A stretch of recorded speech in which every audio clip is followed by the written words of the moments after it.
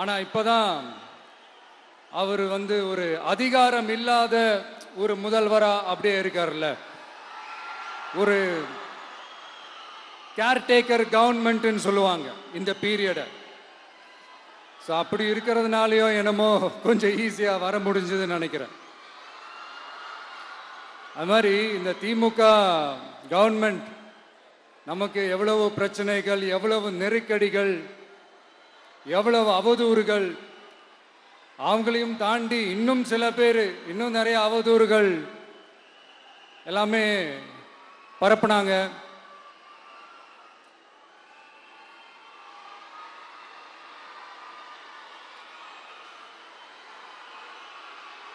இந்த திமுக கூட்டணிக்கும் பாஜக கூட்டணியுமே இவங்க ரெண்டு பேருமே வெளியில வேணா தனித்தனியா இருப்பாங்க, ஆனா உள்ளுக்குள்ள இவங்க ரெண்டு பேருமே ஒண்ணுதான். இவங்க ரெண்டு பேருக்குமே ஒரே நோக்கம்தான். அது என்ன நோக்கம் தெரியுமா? உங்களுக்காக நல்லது செய்ய, உங்களுக்காக உழைக்க, உங்களோட கூடவே நிக்க இந்த விஜய் வந்துடக்கூடாது. அதுதான் அவங்களுடைய அந்த நோக்கமே. ஏன்னா இந்த விஜய் வந்ததிலிருந்து அவங்க நிறைய இந்த ஊழல்லாம் செஞ்சுக்கிட்டு இருந்தாங்கல்ல, ஒரு லிஸ்ட் போட்டு சொன்னல, அதெல்லாம் அவங்களால செய்ய முடியாம போச்சு. எல்லாத்துலயும் மண்ணு விழுந்துருச்சு. அதனால சம கோபத்தில் இருக்கிறாங்க என் மேல. அதே மாதிரி அடுத்து ஆட்சிக்கு வர முடியாத ஒரு சூழ்நிலைய மக்களே நீங்களே ஆல்ரெடி உருவாக்கிட்டீங்க. இந்த கூட்டணி கணக்கு, அந்த கணக்கு, இந்த கணக்கு எதுவுமே எடுபடல. இந்த அரித்மேட்டிக் கணக்கு, மேத்தமேட்டிக்ஸ் கணக்கு எல்லாமே மண்ணுக்குள்ள புதைச்சிட்டீங்க. அப்புறம் இந்த கொள்ளையடிச்சு வச்சிருக்கிற இந்த பணத்தை எல்லாம் வச்சு கல்லாப்பட்டி கூட்டணின்னு ஒன்று சேர்த்து வச்சிருந்தாரு. அது எல்லாமே இப்ப கலகலத்து போய் நிக்குது. டாப் தனியா, பாட்டம் தனியா, ரீப்பர் தனியா, ஜாயிண்ட் தனியா, அப்படி நிக்குது தனித்தனியா. எல்லாமே அப்படியே ஒட்ட வச்சுக்கிட்டு இருக்கிறாரு.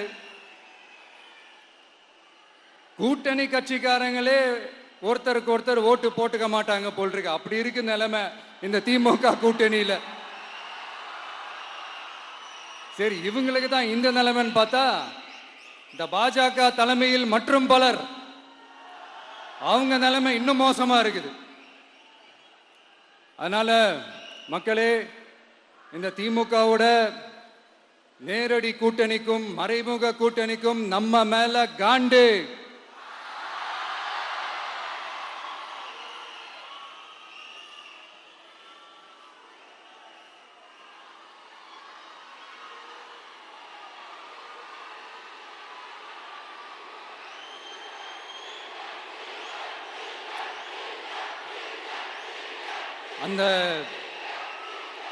அந்த காண்டுக்கு ஒரு காரணம் என்ன தெரியுமா? அவங்க வீட்டிலேயே, அவங்க குடும்பத்திலேயே விசில் சத்தம் பலமா கேக்குதான்.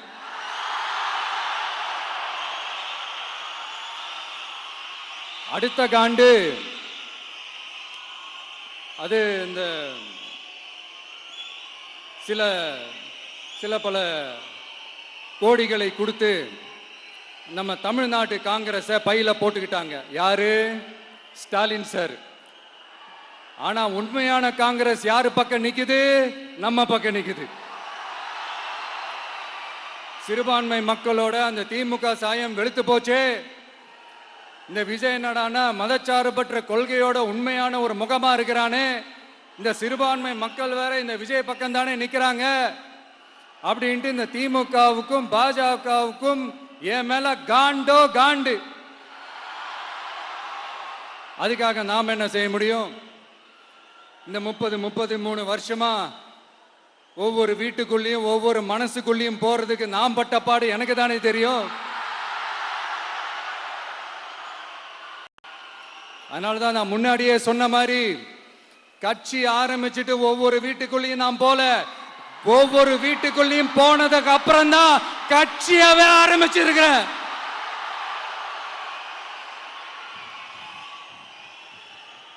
இது இந்த அரசியல் எல்லாத்தையும் தாண்டி இருக்கிற ஒரு உறவு.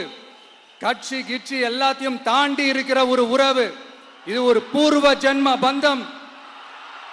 இது சும்மா இந்த அரசியல் ஆதாயம் தேடுறவங்களுக்குலாம் இது என்னன்னே புரியாது. இது மற்றவங்களுக்கு வேணா எலெக்ஷன். ஆனா இந்த விஜய் கூட நிக்கிறவங்களுக்கும் இது ஒரு இமோஷன். நான் சந்தோஷப்பட்டா மக்கள் சந்தோஷப்படுறாங்க, மக்கள் சந்தோஷப்பட்டா நான் சந்தோஷப்படுறேன்.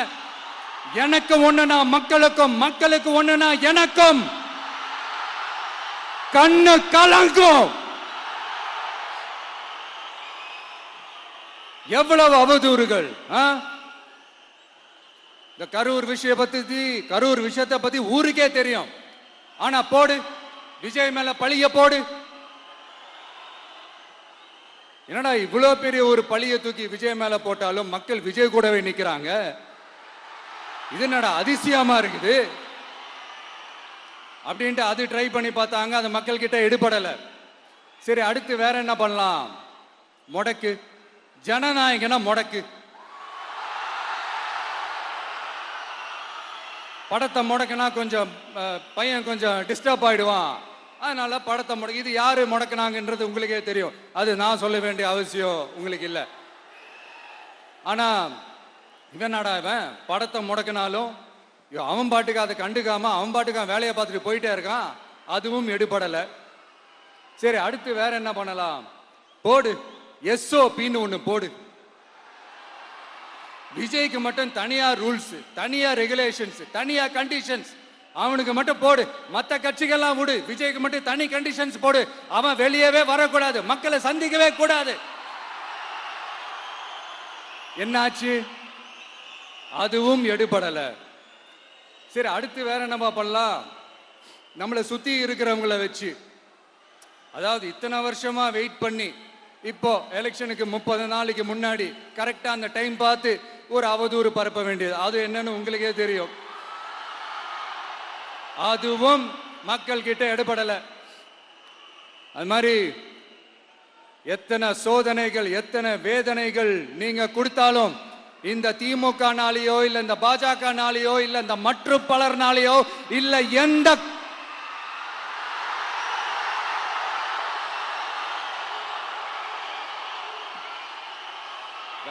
வேற யாராலையும் என்ன மக்கள் கிட்ட இருந்து பிரிக்க முடியாதுன்னு சொல்ல வந்தேன். அதைத்தான் சொல்ல வந்தேன். ஒவ்வொரு வீட்டில் இருக்கிற ஒவ்வொரு விஜயும் இருக்கிற வரைக்கும் என்ன மக்கள் கிட்ட இருந்து பிரிக்கவே முடியாது. இப்படி இந்த சொந்த பந்தம் இவ்வளவு ஸ்ட்ராங்கா இருக்கிறதுனாலதான் நான் முன்னாடியே சொன்ன 234 தொகுதியிலும் இந்த விஜய் தான் வேட்பாளர் அப்படின்னு தான் அதை நான் செஞ்சிருக்கிறேன். ஏன்னா நம்மளுடைய வேட்பாளர்கள் யாரும் டாட்டாவோ பிர்லாவோ அம்பானியோ அதானியோ கிடையாது. நம்ம வீட்டில் இருக்கிறவர், நம்ம குடும்பத்தில் இருக்கிற ஒருத்தரை தான் நான் வேட்பாளராக செலக்ட் பண்ணியிருக்கிறேன். அப்படி செலக்ட் பண்ணி தான் உங்ககிட்ட நான் ஒப்படைச்சிருக்கிறேன். அதனால அந்த வேட்பாளர் வேற, இந்த விஜய் வேற அப்படின்னு நினைச்சிடாதீங்க. இந்த விஜய் தான் வேட்பாளர், அந்த வேட்பாளர் தான் விஜய்.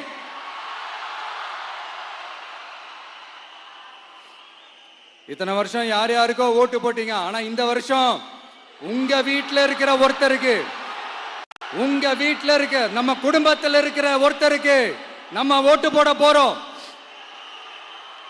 அந்த வேட்பாளர்களுக்கு நீங்க ஓட்டு போடுறது நமக்கு நாமளே ஓட்டு போட்டுக்கிற மாதிரி.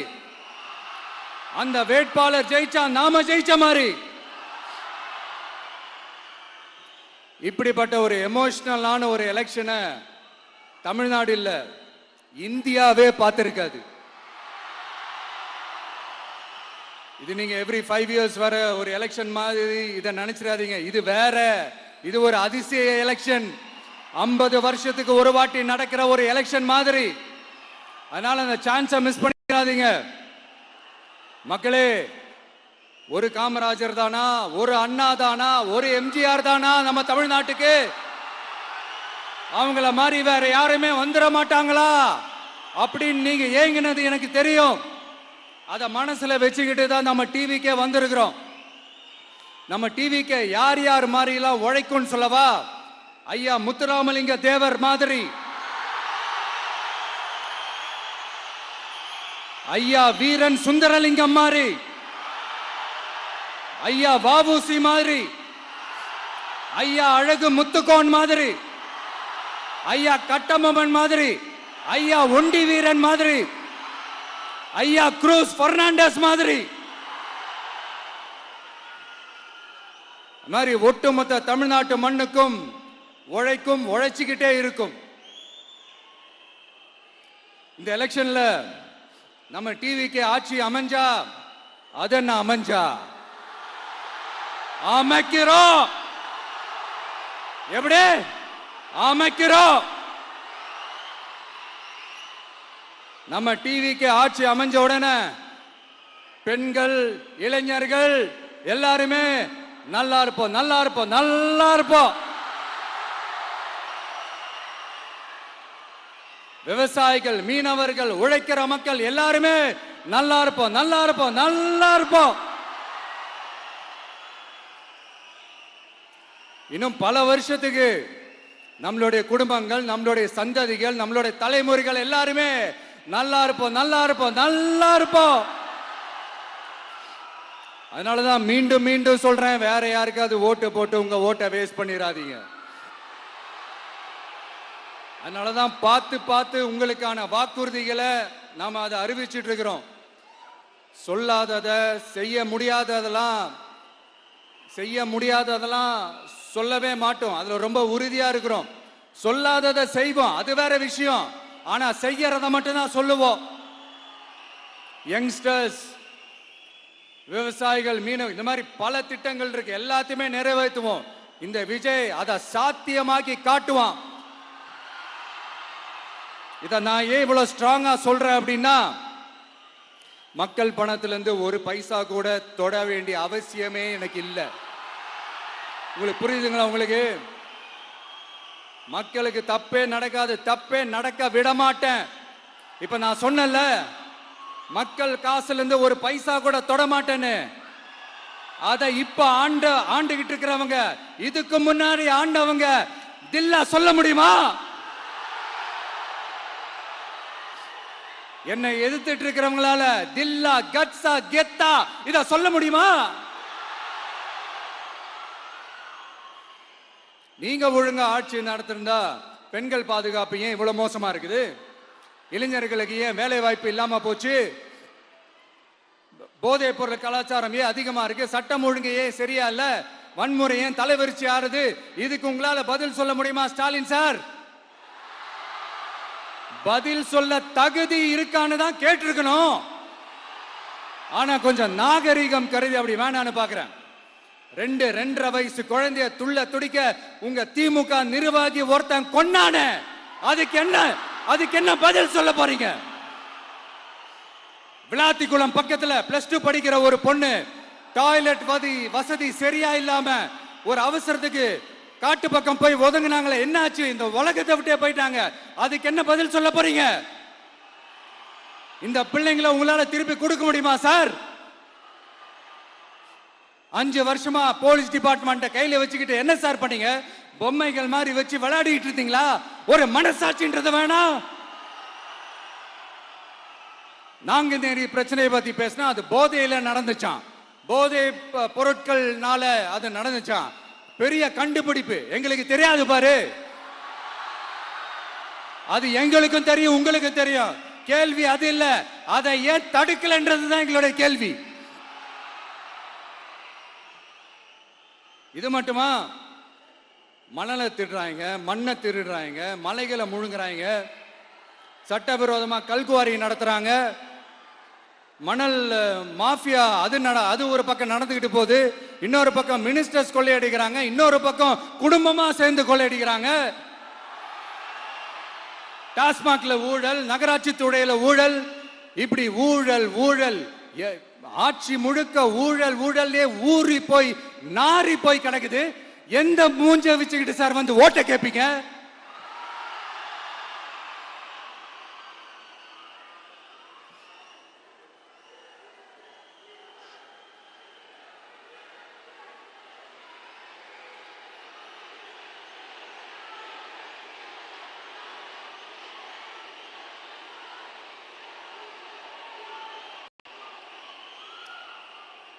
இந்த எலெக்ஷன் சும்மா உங்க பணத்தை எல்லாம் வச்சுக்கிட்டு ஒன்னும் கிழிக்க முடியாது. உங்க பணத்தை எல்லாம் வச்சு மக்கள் எல்லாம் விலைக்கு வாங்கவே முடியாது. இது ஒரு மாற்றத்திற்கான ஒரு எலெக்ஷன். ஒட்டுமொத்த தமிழ்நாட்டு மக்களும் அந்த மாற்றத்தை கொண்டு வர போற அந்த எலெக்ஷன். இது உங்களாலேயோ இல்ல அந்த மற்றும் பலர்னாலேயோ ஒன்னும் தடுக்க முடியாது. அதனால மக்களே, ஏப்ரல் 23ஆம் தேதி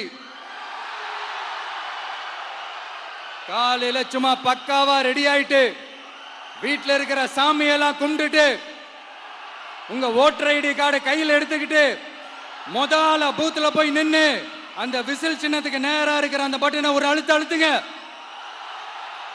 இது ஒரு தலைமுறைக்கான ஒரு தேர்தல், உங்களுக்கான தேர்தல்.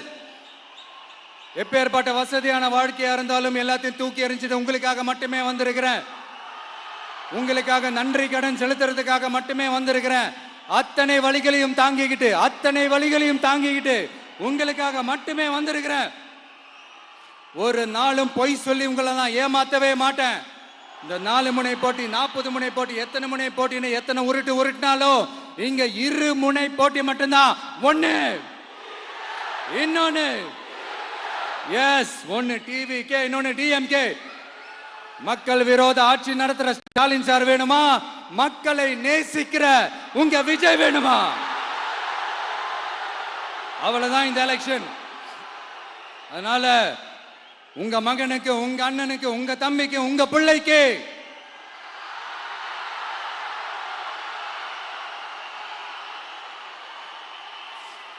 ஒரே ஒரு வாய்ப்பு கொடுங்க. தயவு செஞ்சு விசில் சின்னத்துக்கு ஓட்டு போடுங்க. இது ஒரு விசில் புரட்சி தேர்தலா இருக்கணும். நான் தன்னந்த நீயாளு, நீ நம்ம பாரு, கொஞ்சம் நவந்தனா இங்க 8 கோடி பேரு, மிரல போது ஸ்டேட்டு நம்ம விசில் சத்தம் கேட்டு, நல்ல வங்க வாழ இங்க விசில் கடி ஓட்டே.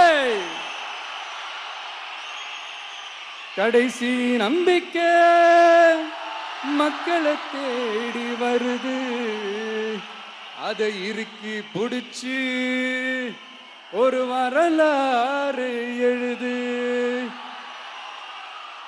உங்க விஜய், நான் வரேன். விசில் அடிக்க ரெடியா? கான்பிடண்டா இருங்க. நல்லதே நடக்கும். வெற்றி நிச்சயம். மீண்டும் சந்திக்கும் வரை நன்றி, வணக்கம்.